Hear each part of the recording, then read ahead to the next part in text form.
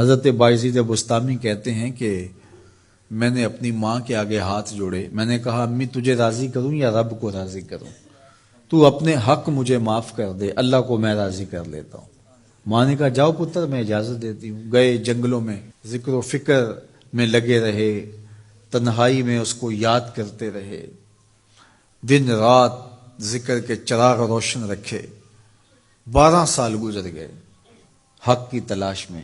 ایک دن واپس بستام کے قریب سے گزر رہے تھے، خیال آیا چلتے چلتے ماں کو سلام کر جاؤں۔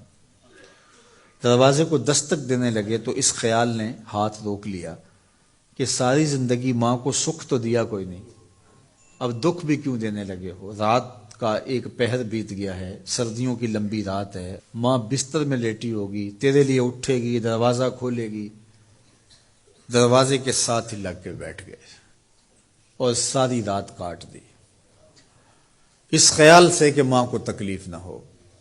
جب سحری کا وقت ہوا تو اندر سے جو نالی آتی تھی اس نالی سے پانی آیا، سمجھ گئے میری ماں تہجد کے لیے اٹھی ہے اور وضو کا پانی ہے، تو فوراً دروازے پہ دستک دی۔ اندر سے آواز آئی بیٹا بایزید میں ابھی آئی۔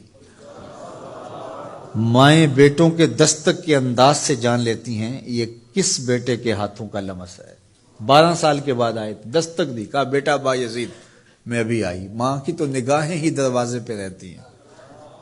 اللہ اکبر۔ کہتے ہیں کہ ماں نے دروازہ کھولا، 12 سال جنگلوں کی خاک چھانتے بیت گئی تھی، پراگندہ صورت، بکھرے ہوئے بال، پھٹے ہوئے کپڑے۔ میری ماں کی جب نگاہ میرے پہ پڑی تو اس کی چشمان سے موٹے موٹے آنسو ٹپکنے لگے، اور اس نے ایسے ہاتھ پھیلا کے کہا مالک میرا بیٹا بایزید تیری طلب میں نکلا تھا، تو نے ابھی تک اسے اپنا قرب نہیں دیا۔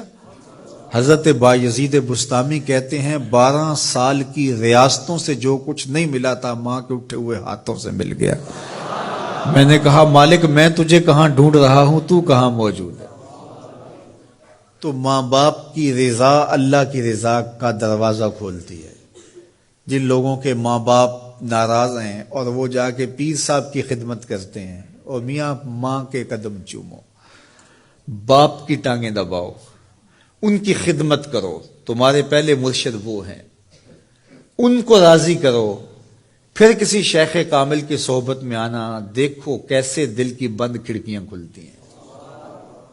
ایک مرشد تو ناراض کر رہا ہے اور دوسرے مرشد سے تمہیں کیا ملے گا؟ تو راستہ یہیں سے کھلے گا۔ والدین کو کبھی ناراض نہ کرو، والدین کو کبھی دکھ نہ دو، والدین کو کبھی تکلیف نہ پہنچاؤ، اور والدین کو بھی چاہیے کہ اپنی اولاد کو اپنا نافرمان نہ بنائے۔ ایک بزرگ فرماتے ہیں کہ مجھے برابر 30 سال ہو گئے ہیں کہ میں اپنی اولاد کو کوئی حکم ہی نہیں دیا، کوئی حکم نہیں دیا۔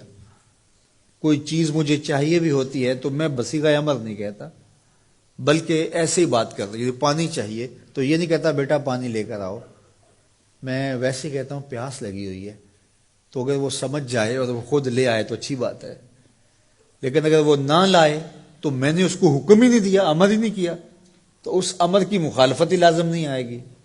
تو کہا 30 سال برابر گزر گئے ہیں، میں نے اپنی اولاد کو حکم نہیں دیا کہ کہیں وہ میری نافرمان نہ ہو جائے، چونکہ اگر وہ نافرمان ہو گئی پلے کچھ نہیں رہے گا۔ جو اولادیں ماں باپ کی نافرمان ہوتی ہے وہ ہوا میں بھی اڑیں، وہ چرخ پہ بھی جھولیں، وہ زمین پہ گرنے والی ہوتی ہیں، کبھی کامیاب نہیں ہو سکتی وہ اولادیں جو ماں باپ کی گستاخ، بے ادب اور نافرمان ہوتی ہیں۔ وہی اولادیں سرخرو، کامیاب اور کامگار اور بامراد ہوتی ہیں جو ماں باپ کی خدمت کرتی ہیں، ماں باپ کی دعائیں لیتی ہیں۔ وہ ایک بچہ ماں باپ کے پاؤں دبا رہا تھا، تو ایک بچہ ایک بر اعظم میں، دوسرا دوسرے بر اعظم میں، تیسرا تیسرے بر اعظم میں بڑے بڑے کاروبار کر رہا تھا۔